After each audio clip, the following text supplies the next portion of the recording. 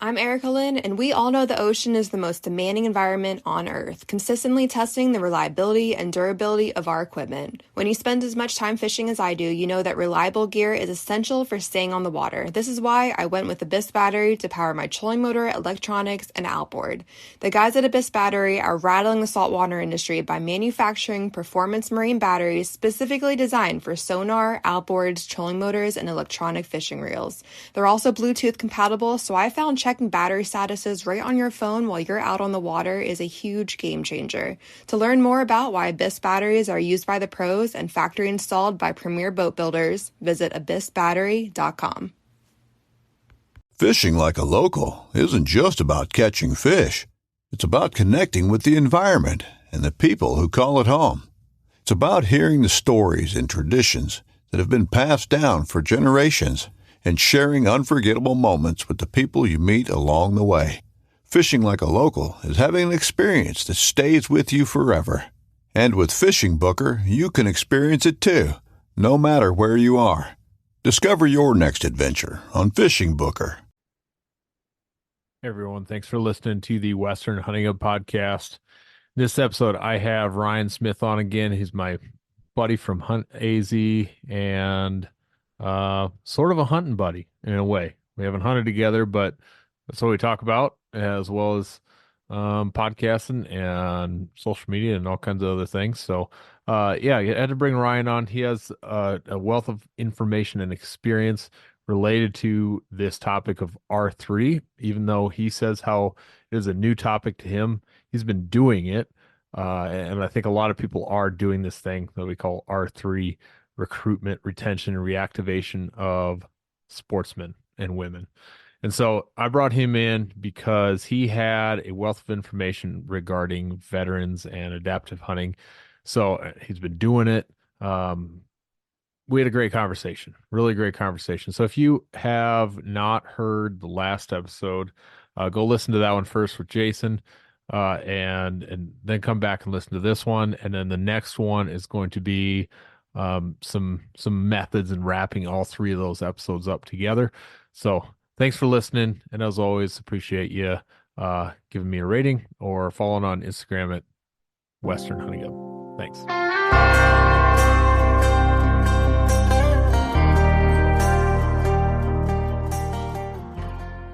Hey Ryan, thanks for jumping in on the Western Hunting Hub podcast once again. This is a series podcast this time, talking R3, covering and if anybody doesn't know what that is, recruitment, retention, reactivation of hunters. It's just your teacher language, I guess, the textbook language for what everybody already talks about, getting new hunters involved, and that's a hot topic. Lots of good conversations, a warm fuzzy topic, maybe not so warm and fuzzy sometimes, and maybe that's what we're going to get into. So lots of great things around R3. I don't really want to get too far into the anti R3 stuff. I mean, we certainly can if that comes up.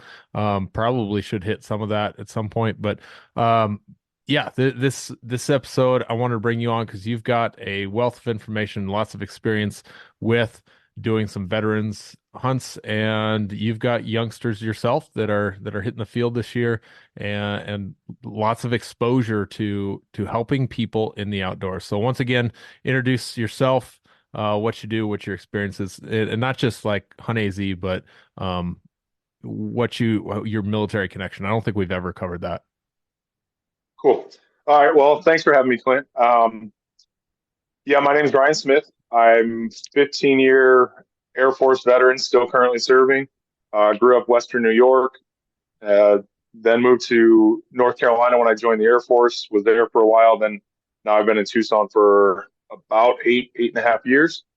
Loving the Air Force, 15 years in, like I said, so getting close to the end. It's kind of neat being that I can see a light at the end of the tunnel now, instead of so far back in my career thinking it's never going to happen. And now I'm one of the, like the older rank or higher ranks or older guys around. I'm not that young airman anymore, which it's just cool. It's cool watching the progression of it all. But anyways, so that's that. I do have 3 kids. you said I have a couple coming into hunting age. I have a 13-year-old daughter. She doesn't show a ton of interest in it right now, but my 10-year-old son just hunted for his first time last year. Last year being 23. Harvested his first deer. He got a little coos buck. Second or third day of his hunt. He was super ecstatic about it. He got to be there with me, mom, and his uncle. So that was really cool. It was a little family deal. Yeah, and that's about it. And then, as you said, I have the Hunt AZ page. So I have Hunt AZ on social media, which is just a giant community page for everything hunting in Arizona.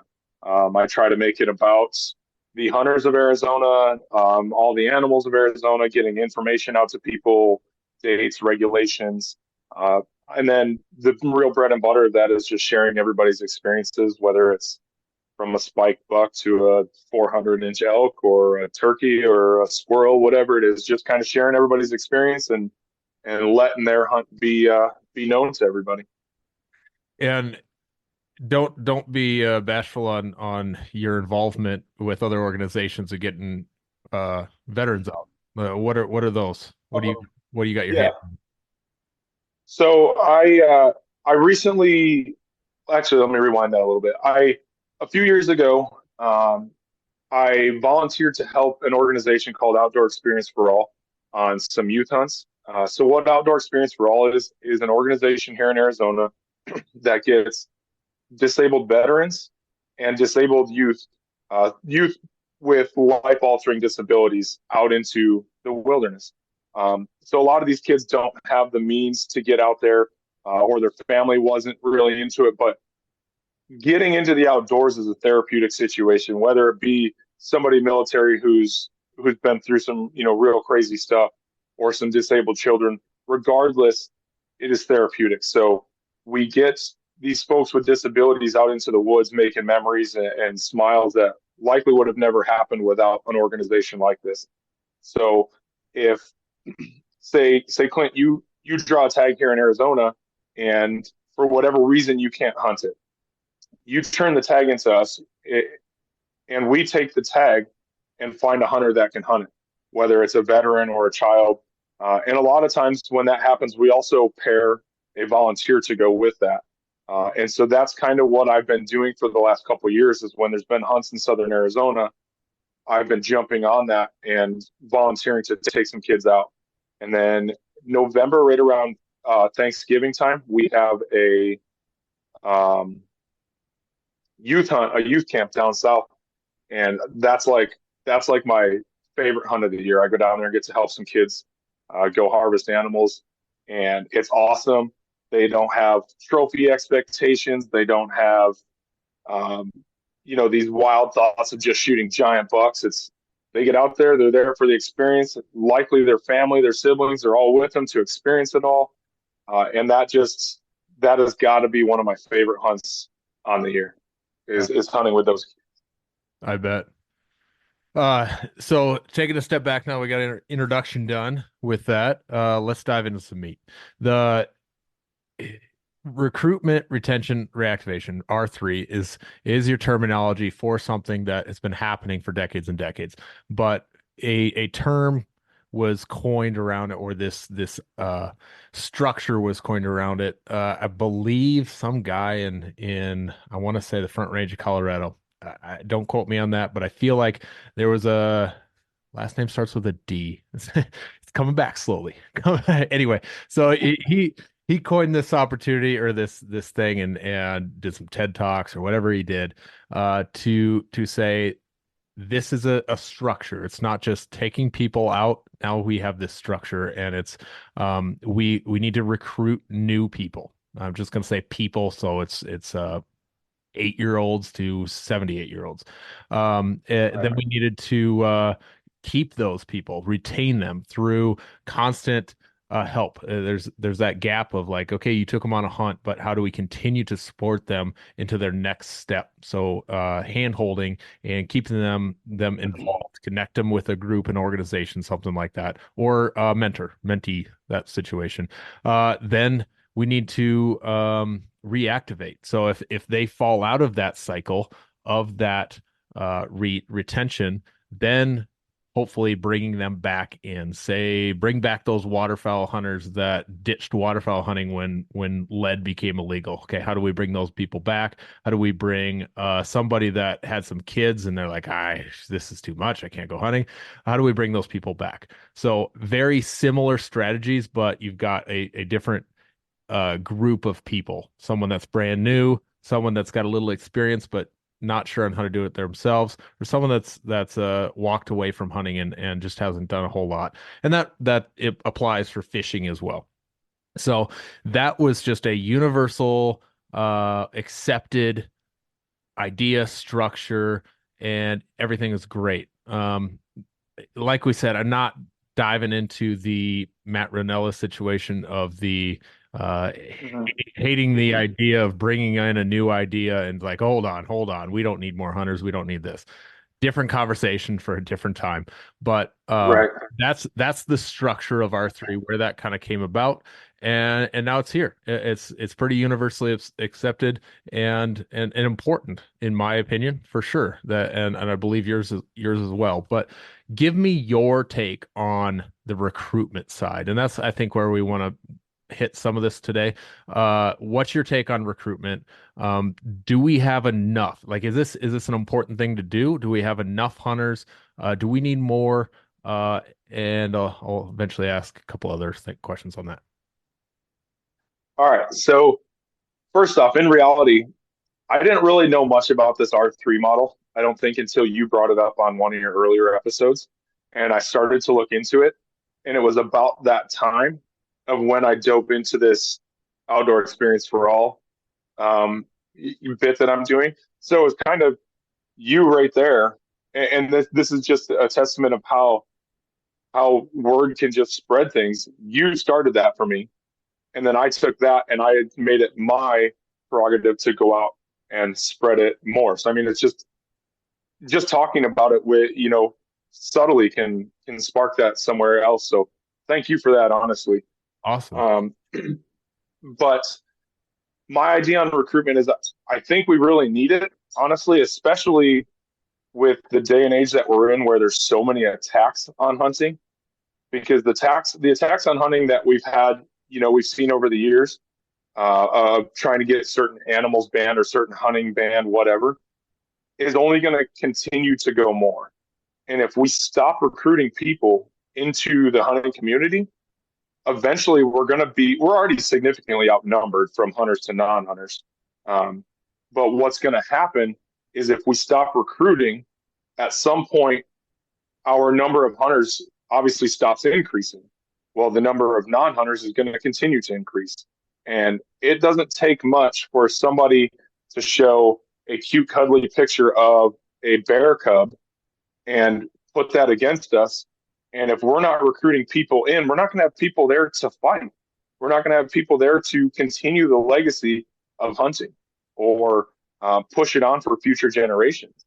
So with what I'm doing is like I said, my bread and butter is getting these other kids into it, and we got to get them into it, and we got to keep them going. So with the retention part, we get them into it, we get them a tag, and if they love it, then we continue getting them tags.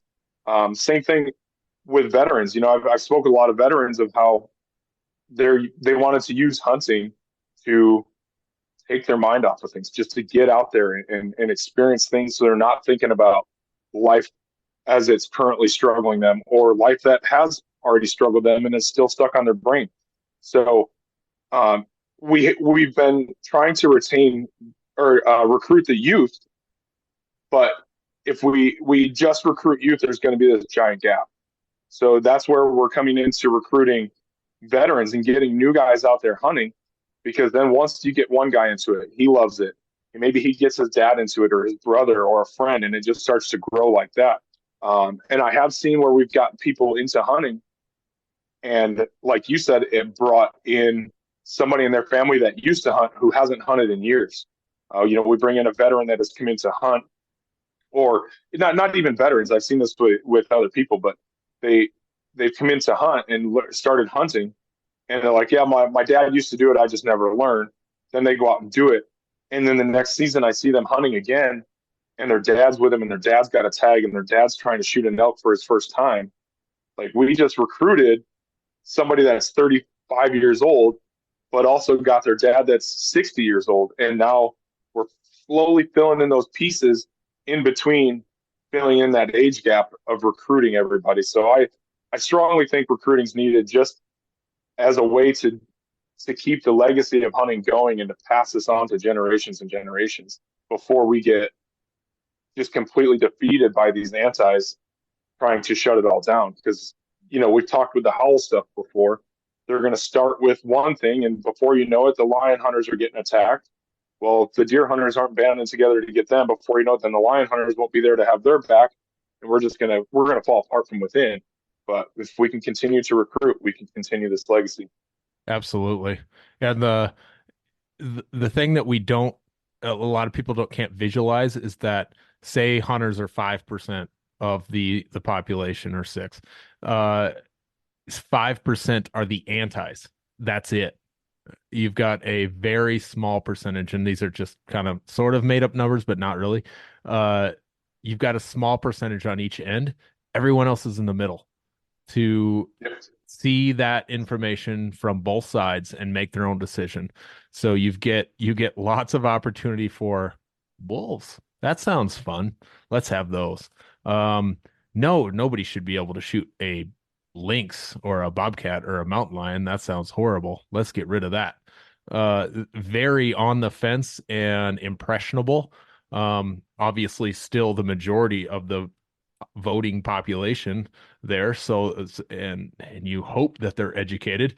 But many votes go without educational thought put into it. Any sort of is a lot of ignorant thought. But and what is a guy in a suit in Denver, Colorado, that works in a 5-story building? What's he going to know about wildlife? I mean, he doesn't have a clue. So the conversations can be had, and that's actually an episode coming up here pretty soon, as soon as I get it recorded, just about having conversations with people and our perceptions. And then I love the fact that you've added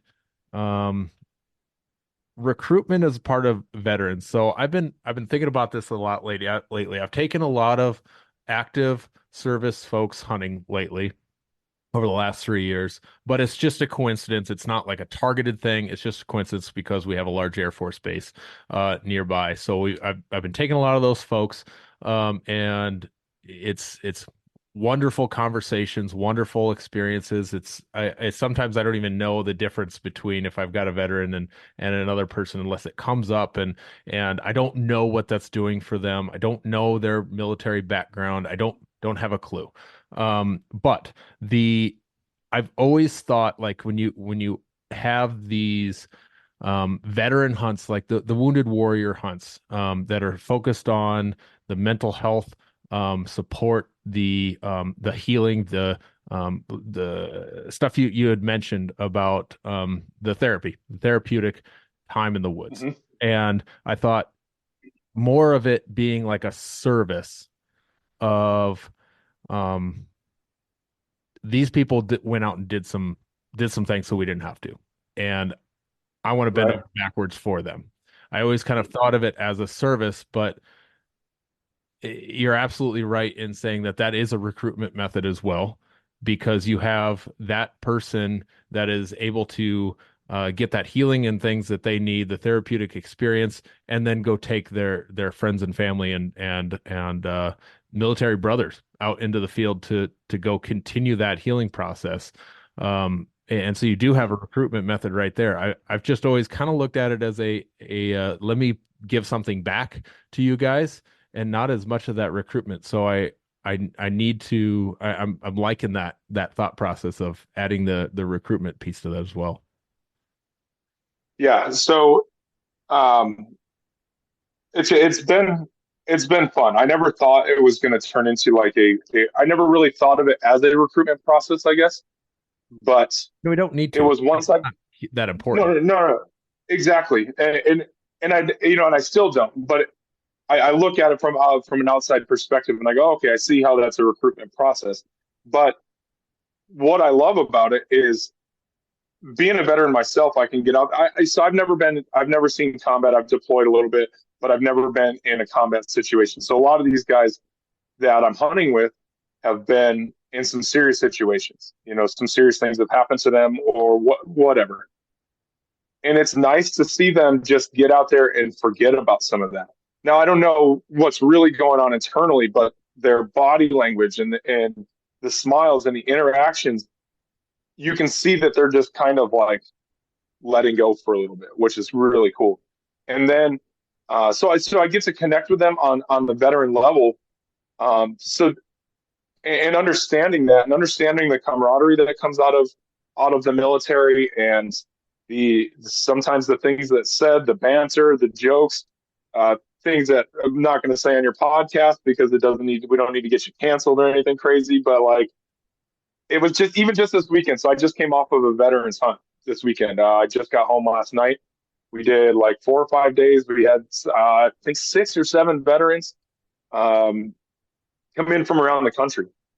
And it was like wild because it's a bunch of people. Plus we had like 20 volunteers helping. It was just a bunch of people that came together that really didn't know each other. And it was instantly like, as soon as somebody walked through the door, just the crap talking, the banter, the jokes, and the whatever. It was just awesome to see that. So even though we've recruited these guys to hunting and most of them didn't really fill tags this weekend, it was such a successful hunt and such a successful recruiting period that these guys are going to come back again. Whether they killed anything or whether they drew back an arrow, it doesn't matter. They were in it. They loved it. And they're going to go tell their friends. And maybe we're going to get some more people into the program and get some more people to be able to do that. Yeah, I was going to ask about just what hunts you've been on this year, specifically. Since we're on veterans, let's start there. And you're in your, it's January 15th. Little ways to your season, probably wrapping up. Maybe you got 15 more days or so. Yeah, we've got the end of the month for archery deer, and down here, deer rut is like in its prime right now. Both mule deer and coos deer are rutting pretty solid. So getting back to the hunts that I've been on, I want to say is like end of October. I took a guy. I coached this guy's kid in baseball, and he had never hunted before. It was something he wanted to try, and he ended up drawing a cow elk tag. And I took him up north for a weekend and tromped around the woods and got into some cow elk. Unfortunately, he never was able to get a shot off, but we had tons of time. We were into elk, and it was just a great weekend. And I get to hear, some stories of how his military career went and where he's been and the things he's done, which is real cool. This year then there's a guy I work with. He had hunted years ago, but never really got into it. And I started working with this guy maybe 2.5 years ago. And then just through conversation, kind of rekindled his interest into archery. So he started shooting bows again. And then this past season, he drew a coos tag, and I took him out, got him his first coos deer. He also had an opportunity at a mountain lion. He missed that lion. I'll come back to that here in a minute with that lion, but he missed the lion. But anyways, he had a great time, got out, got to experience some stuff. And now both of those guys are hooked. The guy from the cow elk hunt just texted me yesterday saying, "Hey, what do I got to put in for? What units? Where are we going? Let's do this again." So he's pumped. He's ready to do it again. And then, like I said, just this past weekend, I did this veterans hunt. It was an archery-only veterans hunt with javelina tags, deer tags. We ended up having 2 guys successful. One guy killed his first buck. It was just a little fork muley, but that buck could have been 200 inches for all that guy cared. It was the same thing, which was just awesome to see how excited he was, how thrilled he was to have that success on the hunt. And then another one of our veterans, his name was Ryan as well.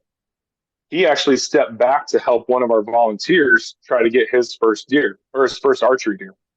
And in the process, Ryan glassed up this lion, and he called me and he's like, "Hey, you got your rifle in the truck?" I said, "Yeah, but it's going to take me too long to get it to you." So he's like, "Well, I'm going to go try to find this cat again tomorrow." And I said, don't wait till tomorrow. Just go in and chase it now with your bow." He went in, chased this lion with his bow, hit a fawn in distress. That lion came at him. Then the lion realized it was coming at the call, and the lion saw him. So the lion started coming at him, and he just drew back and released and shot that lion right in the face. And that cat took off, went about 300-400 yards, and we recovered it, pretty easily. And so here's what I was going to go back to that lion. I know I got off on a tangent there with this lion story, but it's just fresh and it was awesome. Yeah. I told you that other guy missed a lion with a rifle during a Tucson.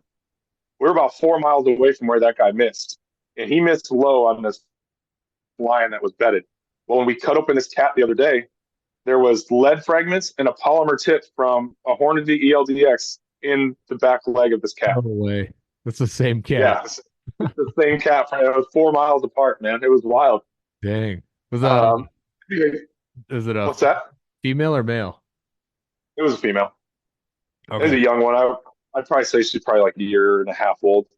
Okay. Just curious because how much they're gonna move and that sort of thing. A tom will move way more than a female, but yeah, that's interesting. 4 miles, and what was the time frame? So that was like November 15th, so 3 months. 2 months. Yeah. So not too bad, but that's cool. Yeah. So I don't even remember what your original question was. I just kind of went off on that tangent. I just did a post about this cat, so it was like all in my head. Yeah. Anyways. No, I just wanted to hear about your weekend, really. Oh, yeah. What approach do you take with and we're focused on veterans. What approach do you take with veterans that may be a little different than just a average buddy? Like, that's not a military guy. Is there anything you do differently with those guys? Not really. From the start, there's like opening conversations. Hey, how are you? My name's Ryan. Whatever, handshake, this and that. But then after that, I try to just treat them as if they weren't a veteran with some sort of combat-related disability or whatnot, because I want them to just feel as normal as possible. I guess I want them to just be comfortable, and I usually, I'll start right out, like I'll go right at them with the military jokes or whatever, or anything. Like let's break the ice right away. Let's not take 3 days to finally crack the case here and get the banter going and get the crap talking and all that. Let's just start right out with it. There's the guy that I hunt with. He was really the mastermind behind this hunt this last weekend. He and I have partnered up 2 years now to make this veterans hunt happen. But his name is Caleb Brewer. He's the owner of Stick Sniper Archery here in Tucson. He is a disabled vet. He was blown up back in 2015 or 2016. Double amputee from about the knees down, and he didn't hunt before that. His accident happened, his recovery happened. He's now obviously on prosthetics, and that dude is just a hunting fool. So he got into it, and so he's a huge part of my involvement in the recruitment process as well. I saw him come into it, and then he became one of our hunters through OE4A. And had a tag donated to him, and he ended up getting a Desert Bighorn tag donated to him. Oh, so man. When I say these tags are coming through, it's not like just a deer tag here or a javelina tag. No, it's bison tags, elk tags, antelope, sheep, everything. They're coming through. We did almost 600 tags last year. But anyways, yeah. So he got this desert sheep tag, and that was, I think, like the first hunt that I'd really been on with Caleb. And we ended up getting him an awesome ram. And ever since Caleb was the beneficiary of one tag with OE4A, he has done nothing but put his heart into the recruitment of more veterans, because I think he saw how therapeutic it was for him and how beneficial it was. And he was a Special Forces Army guy So he's got a lot of friends that have been through a lot of crap. And so he's bringing those guys in droves. And just over the weekend, hearing him connect with other dudes that he had never really met, but they all had the same link to the same day or the same unfortunate event here and there with the same people. And you know, that's what this was all about. I keep going off on these tangents. Oh, You're good. So you asked how I approached this. So I went on that hunt with Caleb, and I had never hunted with somebody. Actually, I had hunted with a kid with prosthetics about a year before that, but it was a real mild hunt. Like, we stayed near the road, didn't hike much, didn't do anything. But the kid got after it as he could. He was 16 or 17 at the time. But anyway, so when I came into hunting with Caleb, he's on 2 prosthetics, and I went at it with this approach like, okay, I gotta like help this guy. I gotta be kind of sensitive to what's going on in his life, physically and mentally.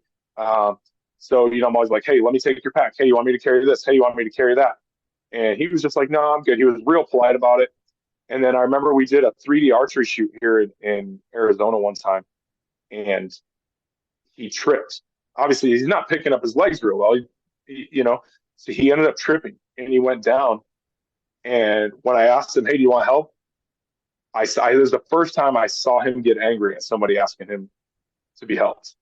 And so after that, I think I literally like stepped over him after that. Like, all right, you're on your own. And I've hunted with Caleb a ton of times. I spent this whole weekend with him. Now it's just like, all right, I'm going to go at it I'm going to take you to I'm going to do what I want to do. And you let me know when we hit your limits. Like, that was never verbally said, but I got to that point where, all right, here's our plan. We're going to go over here. We're going to go up this mountain. And he was either like, heck yeah, we're going to do that. And this dude gets after it. I mean, it takes him some time, but he gets up these hills and he gets down these hills. And so my approach with him has become like, all right, I'm just going to let you do you. And when you need help, I'm going to let him reach out. And then at the end of the day or throughout the day, I'll check in like, hey, you good? Do we need to cut it off? What can we do? And he always tells me exactly where he's at. So hunting with Caleb has opened my eyes to doing the same for other people. Like, these guys might be physically disabled in some form or another, but they don't want to be catered to all the time. They don't want to be babied. They don't want to just be, you know, like everybody just trying to help them out. They struggled this hard and they've worked so hard to get where they're at. They want to put that hard work to use and just hammer through it and keep going. So that's kind of been my approach is I just kind of go with it and learn people's limits, let them let me know of their limits as we continue. I think that's great advice. Well, like I need that. I think a lot of people could use that for, we're not all taking people out missing limbs, but it goes the same with understanding, taking a kid, an adult, someone like that it doesn't matter who it is. I think we take that same approach with I don't want to be, if I were to go with somebody and they're like kind of the guide-ish, but they've got more experience than me, they're teaching me something new. Hey, I'm coming down, let's say I'm coming down to Arizona and doing a Coues deer thing. I'm new to that. I don't know. I'm going to follow your lead. I don't want to be babied. I don't want to be checked in on. I don't want that. and you're an able-bodied person, you know what I mean? So it's right. And they were an able-bodied person. They were that, and they just want that normalization. So I think your advice and your answer there is outstanding. I think that's perfect. And I took that. Thank you. I took that that mentality. So a girl I hunted with this year on a youth hunt, I'd never met her, and there was a couple guys hunting with her for a few days before that, and then I kind of came in because people had to come and go. And I'd never met her, and I asked those guys before I spoke with her, like, hey, what's her abilities? What's her hiking abilities? And I had seen what her disability was. She was born without her right arm. I think her right arm was just short of her elbow, and she was born that way. So I came into this with the same mentality, and this is a child. I mean, I think she's 13. Came into it with the same mentality, like, her name was Rumi, and I said, "Hey, Rumi, like we're gonna hunt, and you tell me when you can't do it anymore. I'm gonna push you to your limits, and I'm gonna push you until you tell me knock it off." And we ended up getting a deer within like the first 2 hours of the morning. I glassed it up, and it kind of went over a ridge, and I had heard she wasn't like huge into hiking, wasn't really getting after it that well. And I mean, if you think about it, your arms are a lot of hiking. You're in reality, momentum and balance and this and that. And she's only got one, and then carrying a pack and whatever. So it kind of took some toll on her, and I just kept going, and we kept chasing this deer, and he kept going over one more little ridge, and I could see she was getting like exhausted. And I said, "Let's go up and check this last ridge," and we popped up there, and and there was the buck 290 yards away. We set her up, and is her good arm is her left arm, so she has to be a left-handed shooter. But anyway, she shot the buck, killed the buck. Her family hiked out, met us. We rejoiced, whatever. But what that did is that helped me open my eyes again to more of that. Like, you just got to push people a little bit. It doesn't matter what their disability is. Take them to where they're comfortable and let them decide when they're not comfortable anymore. Let them decide when they need help. And you're testing them and then teaching them a lesson rather than, how a school system teaches you this lesson and then it puts you on a test kids. No, I tested her. I tested her ability. I tested her mental strength. And then as she got through it and succeeded, I think she learned the lesson, like, I can do more. I can work hard. I can do this. And I think that was a victory all in itself. And that alone recruited a future hunter, a hunter for life, because now she is completely hooked. Her twin sister hunts as well. Her mom was a veteran that we got into the program to get going into this. So it was kind of like this wild chain of events, but just having those mentalities and those outlooks on things helped recruit. I mean, that's 3 more hunters we recruited. I know I'm kind of going in a ton of different directions. My mind is racing 100 different miles an hour right now, but No, that's perfect. yeah, that was another one of those things where I just had to, all right, let's see what you can do. I don't want to be the one babying you. I don't want to be the one trying to, okay, coddling to your feelings or your disabilities. You coddle to your own feelings and disabilities. We're going to hunt. And that's my mentality on it. Boat Trader is America's largest boating marketplace with over 100,000 boats to choose from. We offer simple, comprehensive solutions for those looking to sell, find, and finance new or used boats. Visit BoatTrader.com to get started. Boat Trader, America's largest boating marketplace, offering easy financing and over 100,000 boat listings to choose from. Sell, find, and finance new or used boats on America's largest boating marketplace. Visit BoatTrader.com to get started. Yeah. So, you mentioned I think we all are hunting for our own reasons and that sort of thing. But for the therapeutic side of things, how do you know it's therapeutic for some of these veterans that have seen combat? What are you seeing or hearing in conversation that you have been able to help mediate that healing and that process? So the first one that comes to mind is just this past weekend. Ryan, the guy that ended up shooting the lion, we were sitting at camp and he was talking with some other special forces guys, and he had actually said that directly, was that this is a therapeutic thing for me. This is because of what he's done and the way he's been trained. He kind of gets out there and hunts, and it in a way takes him back to the training that he has. So it relieves the pressure, like it kind of, it helps him relax on it, but it also, like, he had all this training. He spent a lifetime of training this way, and now he gets to go out and hunt, and he gets to do the same thing. Like, he essentially gets to have a similar mentality.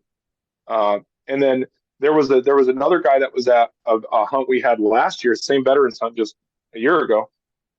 And he said a lot of it is not even about taking a life. It's him being out there and having a mission and trying to complete that mission.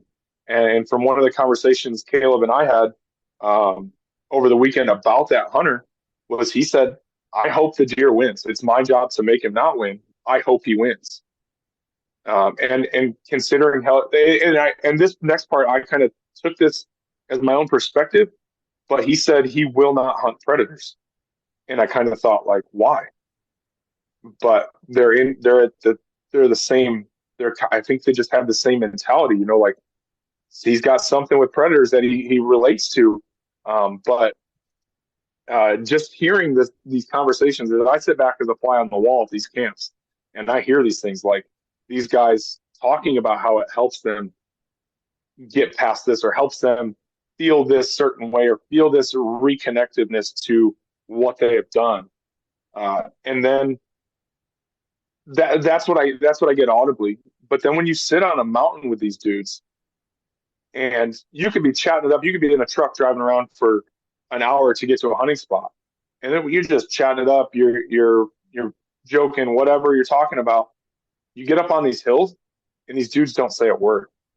They just get there and sit there. They don't move. They don't say a word. Sometimes I see them just take their face out of their binoculars and sit there and stare and just stare at the mountains in front of them or watch the sunrise.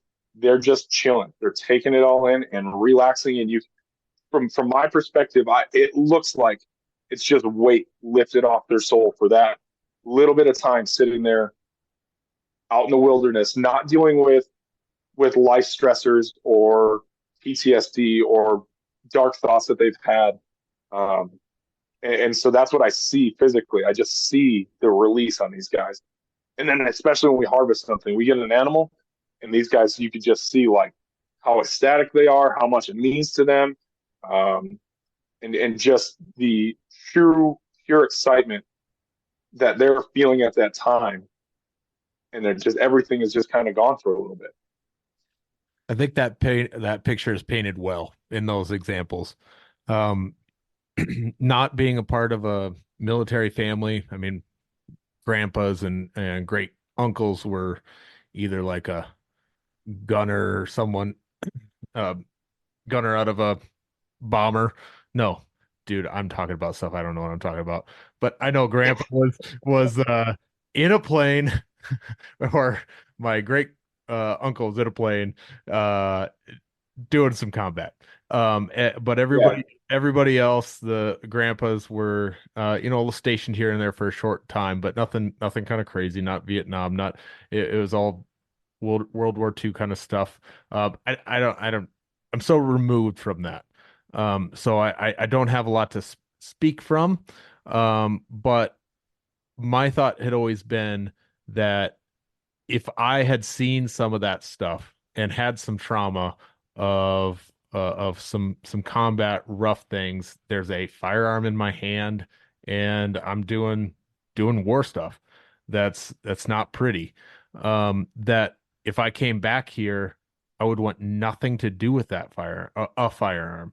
I think that would be that connection of forget this. I'm doing nothing with a firearm. I don't want to see one because every time I touch it, you have that same feeling. I'm going back to what I experienced. And this is just me trying to put myself in someone else's shoes. But from what you're saying, it seems as though that puts them back in a safe way and a non-combative way that they get to use and feel the things that they know they're really good at and they've been just ingrained, instead of having to come back here and totally immerse themselves in a totally different life. They get a little piece of what they're comfortable with and they know. Yeah. Am I kind of saying that correctly? That's what I'm picking up off of what you're saying is that it's not a thing they want to be completely removed from, but it allows them to connect with that in a safe way and something where they're not taking a human life. I mean, and that makes sense with I think you're right there. Again, like I said, I've never been in a combat situation. I have deployed, but I have never been in these stressful combat situations. But you have to look at the perspective, even if these guys only served for 4 years or and I say only served for 4 years. I say that loosely as a term of if they only served for 4 or they served for 20, it doesn't matter. They were trained a certain way for a large chunk of their life. And then to come back to society where that training doesn't translate, it doesn't come back into society and give them a sense of normalcy, So from my perspective, that's a completely different chapter in their life. Then they got to come back to society and start over.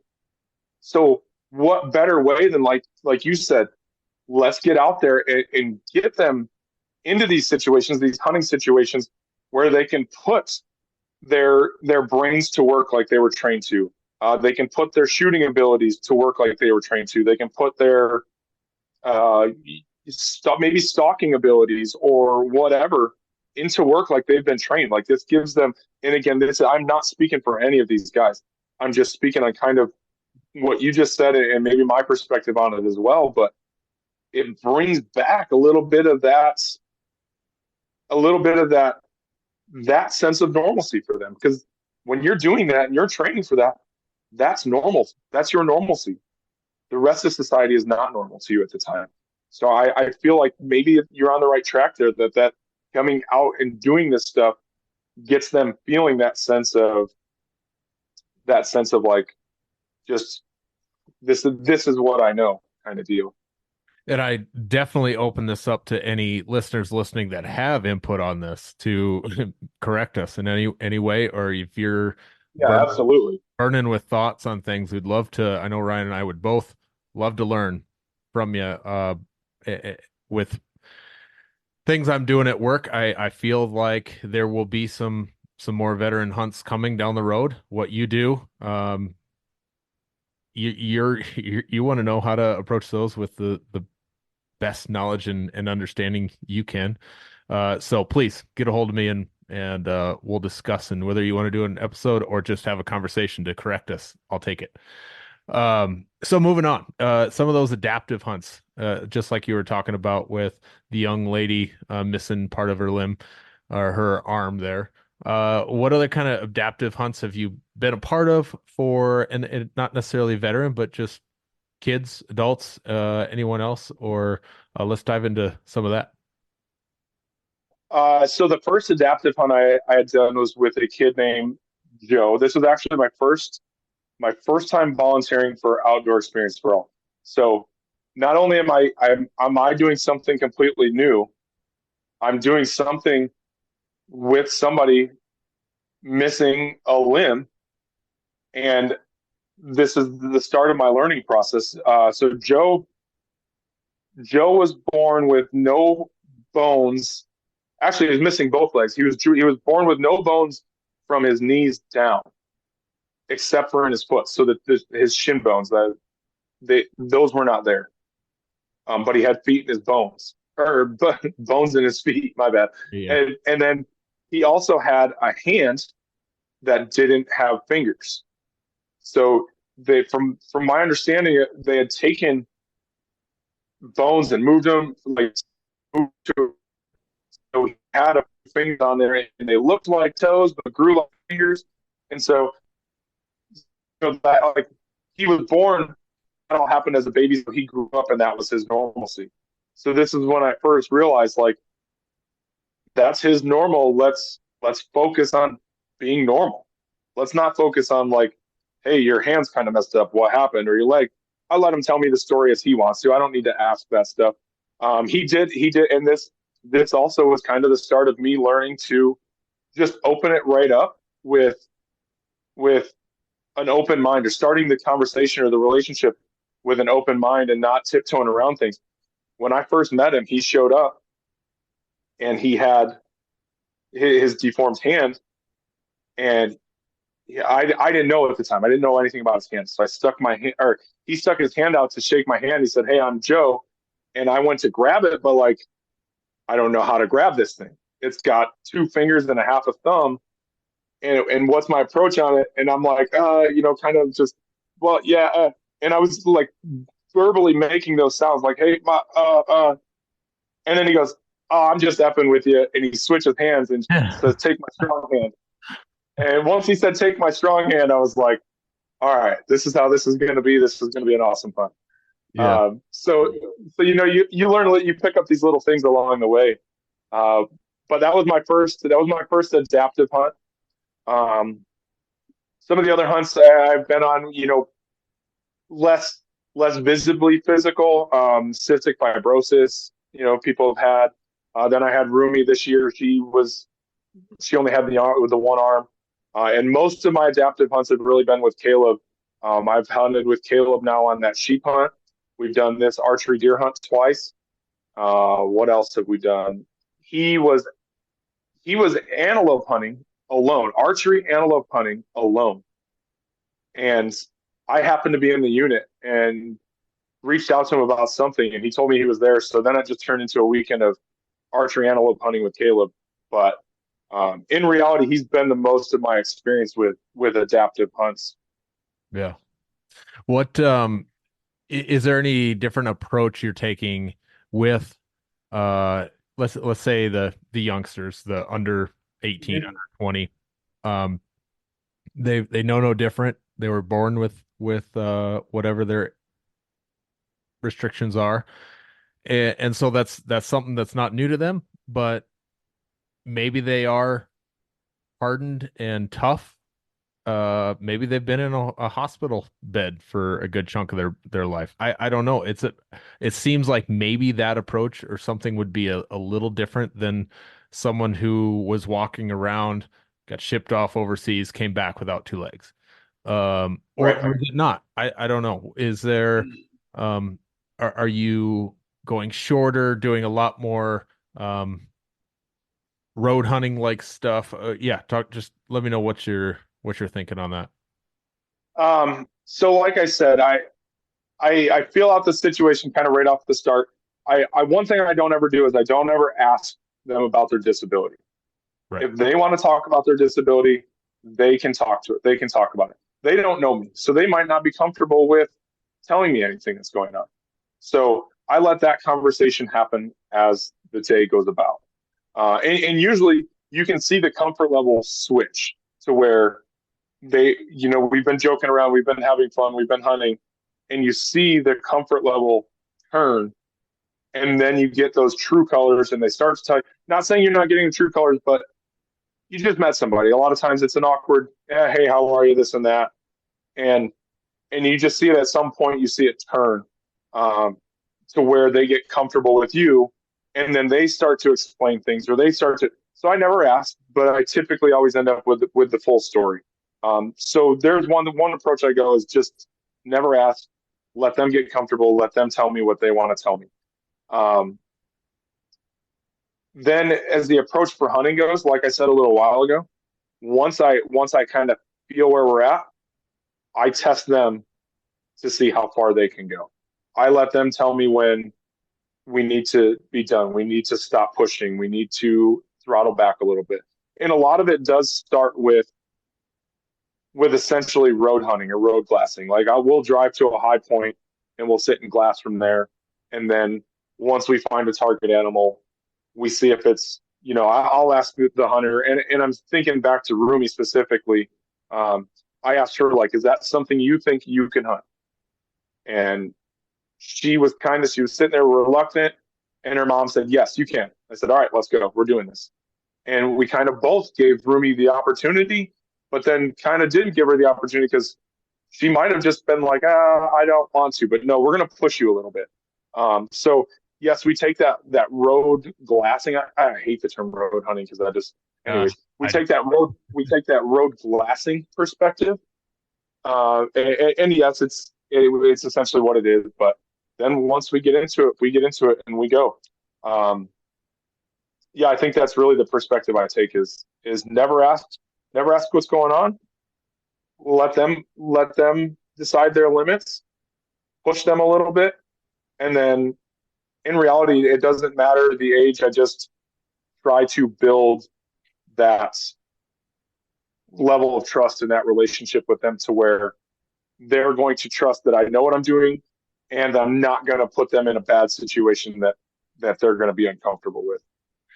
Does Outdoor Experience for All have any kind of adaptive equipment? Is that anything you guys have implemented on hunts? Yeah, so it hasn't been implemented on hunts that I have been on, but there are um, there are hunters that have been in the program that use track chairs. So they're wheelchair bound, and Outdoor Experience for All has helped them in some way or another get into a chair with a track on it. Like I know Caleb owns one. I've actually never seen him use it. I have seen a couple kids with the track chair and be successful harvesting animals from a track chair. And I've seen some equipment again and again. I haven't had to use it or be a part of those hunts. I've just seen the photos of it that have come through Outdoor Experience for All, where kids will have special devices mounted on a gun because they can't see through a scope properly, um, and special devices to where it gets them the view through the scope and they know when to pull the trigger. I've seen there's been some rigs set up again with the track chair, and then kids with limited mobility in their arms, and there's different ways that they can pull a trigger, or again use a scope and pull a trigger because of their mobility, their entire body mobility. Um, yeah, so Outdoor Experience for All does participate in getting some equipment or utilizing equipment that makes this the best experience they can for these individuals. I know South Dakota Game Fish and Parks is getting we have two track chairs so far, one in Sioux Falls, one in nope. One Sioux Falls, one Rapid City, and then one in Custer State Park for sure. So three, I think, and a total of 16, I think, is what the goal is. And to have those all over the state just for this, and they're free to check out. Um, Something that people can use to fish with. Just a single axle trailer. You hook it up, away a little training, and away you go, and anybody can borrow those. So they're pretty sweet little rigs with they're called track chairs with tracks. You can really get into some country, and move around and have the little gun rests on there, the all the different things that you would need to be able to scoot out onto some national grassland or someplace. Obviously, we're not going to be doing a ton of up and down some things, but Right. that individual could also get, I don't know what laws are in Arizona, but a lot of states have shoot from a vehicle permits. They can get shoot from a road. That'd be the same permit because obviously you can't shoot from a vehicle if you're not on the road.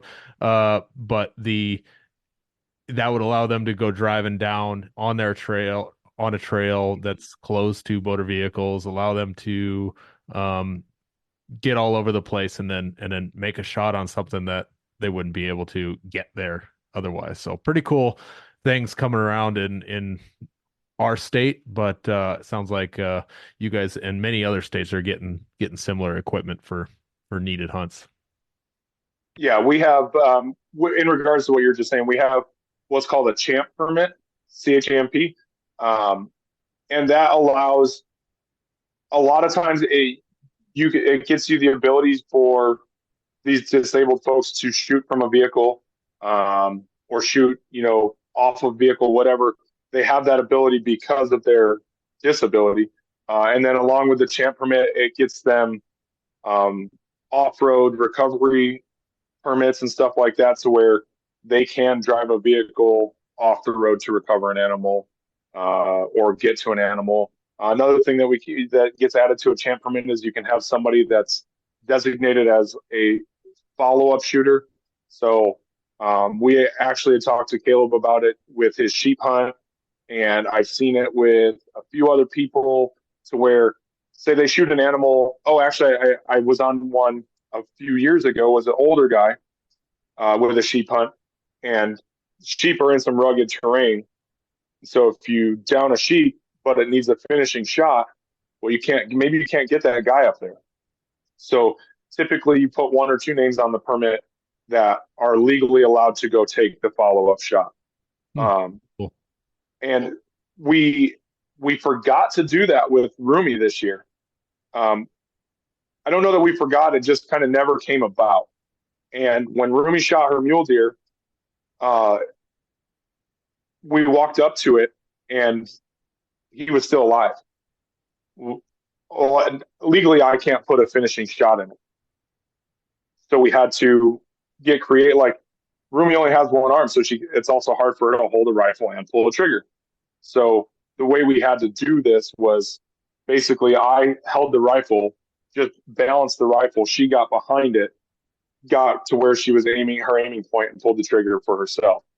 But legally, we could have got me on that permit to be able to finish the animal for her. But that's just another one of the ways that the state of Arizona is allowing us to adapt to these disabilities and help these hunters be more successful. That's a unique idea. I hadn't heard that at all. I may even just keep that in the back of my mind for future department meetings and things, ideas, suggestions, because that's I don't know how. It wouldn't be up to me. I just got to shoot out an idea. I don't know how they go about adding that, making that an option. But it's doable, obviously. You guys, your department's doing it, so that's really neat. We have all of these mentor tags in South Dakota, as long as you can carry a gun and pull the trigger, you can hunt. There's no age restriction for a mentor tag. So young. There's 5-6-year-olds. There's even 4-year-olds. If you look at Melissa Bachman's kids shooting turkey at like 4 years old, that are out there. That kid seems a little more advanced than most. I don't know if you've seen her videos. He probably has a few more resources than most as well. Sure does. And a mom that's able to stay at home and take care of and do a lot of different things. I thought I was going to run into her yesterday at a wrestling tournament. My kid has his very first wrestling tournament, and I was looking to see if Gordon or wherever she's from was attending, but her little boy wrestles. But that's a whole nother story. I am the most proud dad in the world right now after watching my kid wrestle for the very first time. He was having so much fun. I can't even tell you. He had a smile on his face. He was even, like, his last match getting kind of choked a little bit, and he's still smiling, like grabbing that hand and ripping it off. And I'm not gonna say he's a tough kid. He's a sensitive kid, skinny little twerp, but the happiest little boy. And he just had an absolute riot and won 3 out of his 4 matches, which is so cool. Got third place. Yeah. Which doesn't matter because these kids are rolling back and forth. And I told him, it's like, I don't care if you win. I don't care if you lose. I just told him, it's like, you go out there and you try your hardest. I want to see you try your hardest and get after it. And he said, yep, that sounds good. And he did exactly that. He had his little try hard face, using some muscle as he was out there. I loved it. I absolutely loved it. It was a great. Yeah, man, I understand that. I just went through all that with Ryder's first deer hunt. The same thing, like, hey, you're gonna have to get after it. You're gonna have to work hard. You don't shoot a deer. He was really nervous he was gonna miss, and I was like, dude, everybody misses. I don't care if you miss. If you miss, we rack another round and we try again. Or if that deer runs off, we go find another one. Like, that's all there is to it. Yeah. But just seeing the face, the smiles, the everything, once the success happens, and he just you see him fall in love with whatever, wrestling or hunting, whatever they're doing. You become the most proud dad on the planet for that little bit of time. Yeah. And it's awesome. And I guess I went on that tangent because we have all of these mentor opportunities, that having another name on a permit to be able to take care of an animal would probably be a really good thing. And because it's probably happening illegally right now. I'm sure there's a lot of dads out there that have a wounded whatever, and they're just doing it illegally because the suffering of an animal is more important to take care of that situation than the law of having someone finish it all. Like, I'm sure that's happening in South Dakota on some level. But to make that give people that opportunity, and I like that it's not just whoever's with you gets to pull the trigger. It's on there. So if a game warden came by, you've got a second name there or a third name there of grandpa or dad Yeah. or whoever to be able to pull that.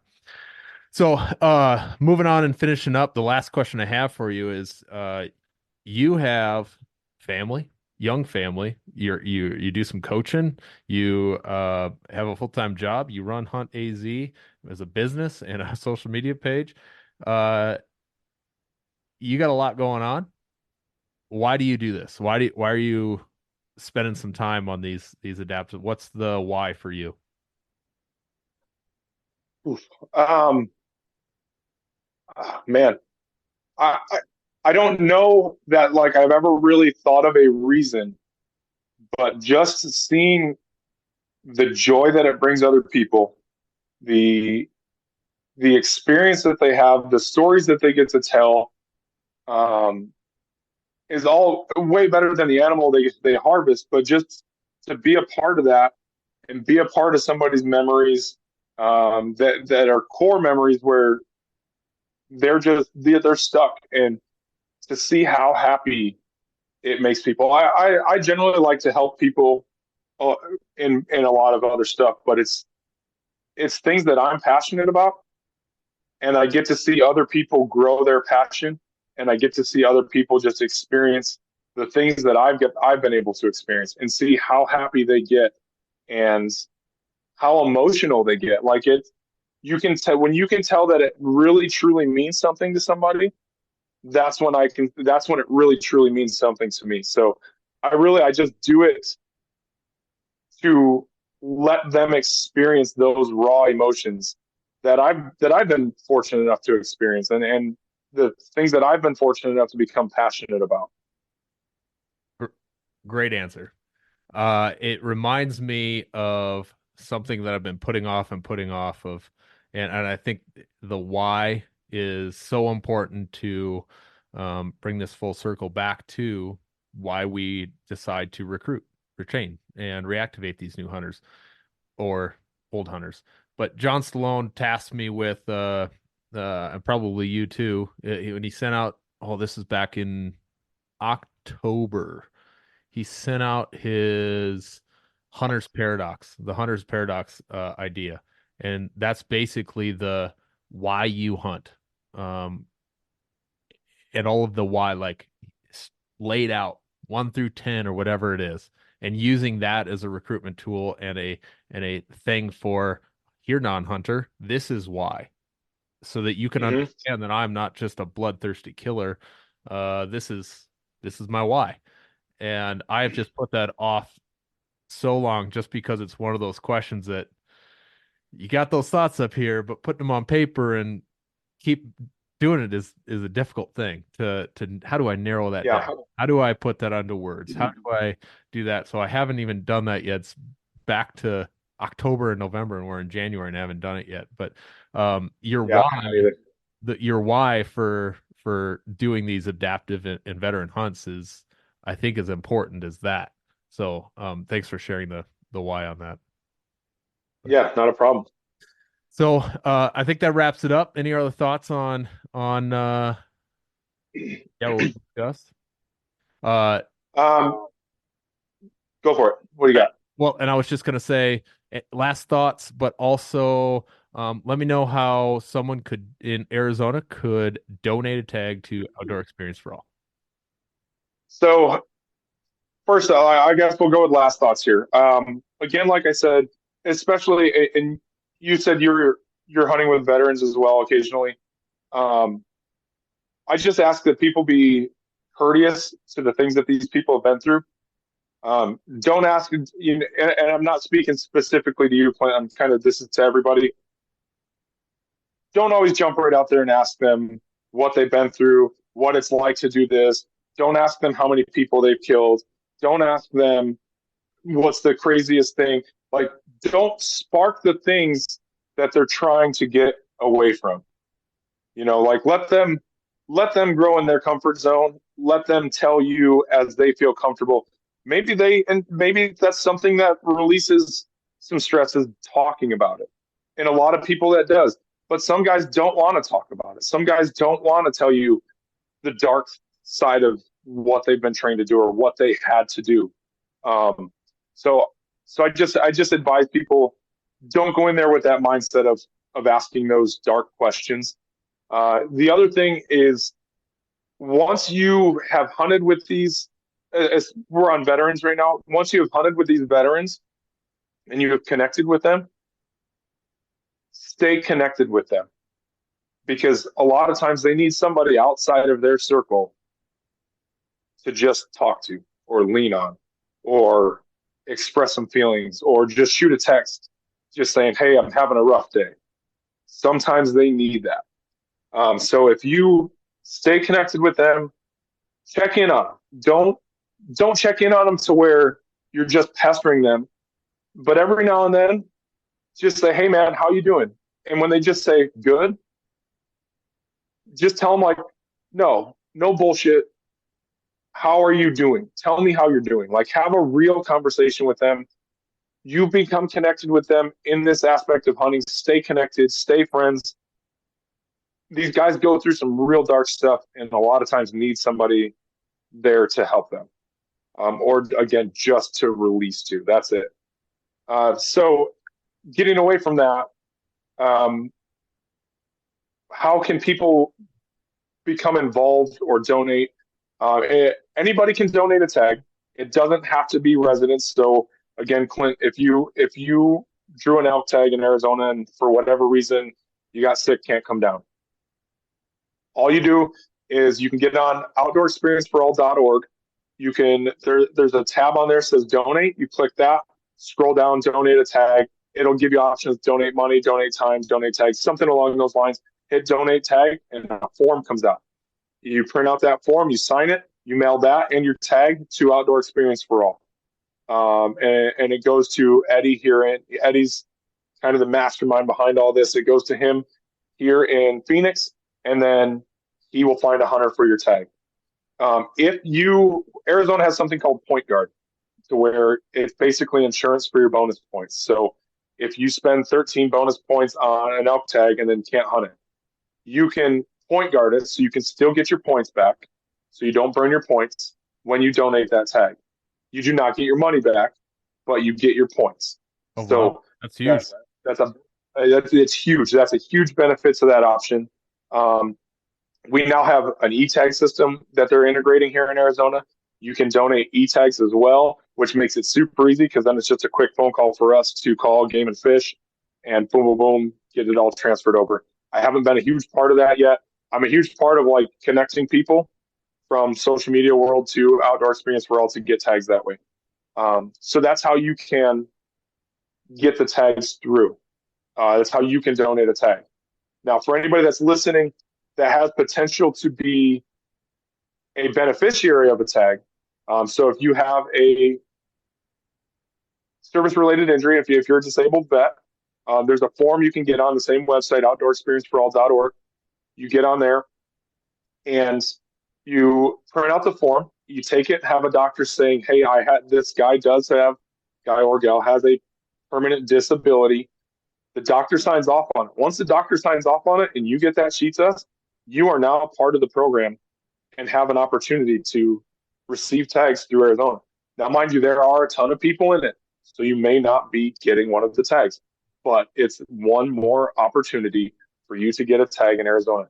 And then when you get a tag through a donated program like Outdoor Experience for All, it doesn't cost you your bonus points.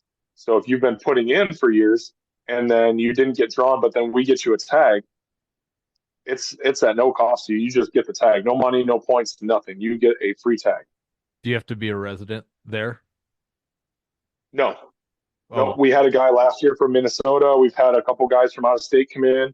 When I just used that guy from Minnesota as he was the first one I was a part of him getting a tag that was not a resident in Arizona. Do the donors get to see like a follow-up of what happened on the hunt, or they get to be a part of it in any other way? Not always. Sometimes they stay connected through social media. Maybe if Eddie gets a tag from this person and gives it to this person, when the person with the tag fills the tag, he may shoot a photo over to the guy and said, "Hey, so-and-so filled your tag," just to kind of let them know. Caleb got a javelina tag last year donated from Steven Ranella, and he ended up filling that tag. So, we sent photos over to Steven Ranella for that. That was kind of cool. But typically when I see the original name or whatever, I try to get people out, let them know that their tag made a difference. Yeah. I think that would be a part of my why if I had that opportunity to donate, and well, it went out there. I don't know what it did, but to get a picture back and a text thread of conversation of how did it go, I'd be all over wanting to know how that went. Yeah. That's pretty awesome. And more often than not, we don't connect with the donor. From my experience, it hasn't happened. Eddie's more involved with that, so maybe he's seeing it, or some of the other volunteers. But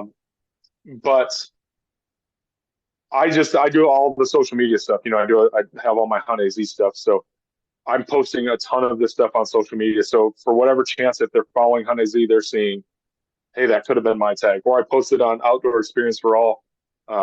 This happened. So-and-so filled this antelope tag that was donated. So maybe they can connect with it that way. Yeah.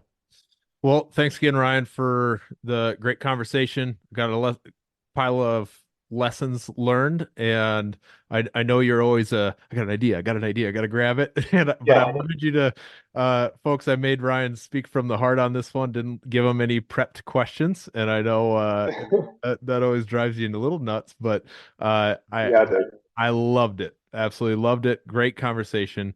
And if you're applying, in Arizona, know this is an opportunity for you to be involved in.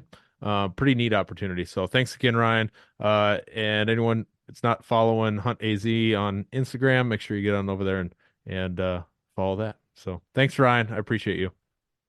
Awesome. Thanks, Clint. Thanks for having me.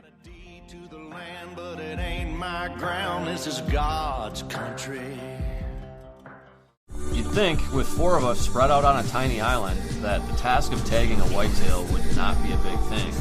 But, as I've learned, no matter where I've been, whitetails can be damn tricky.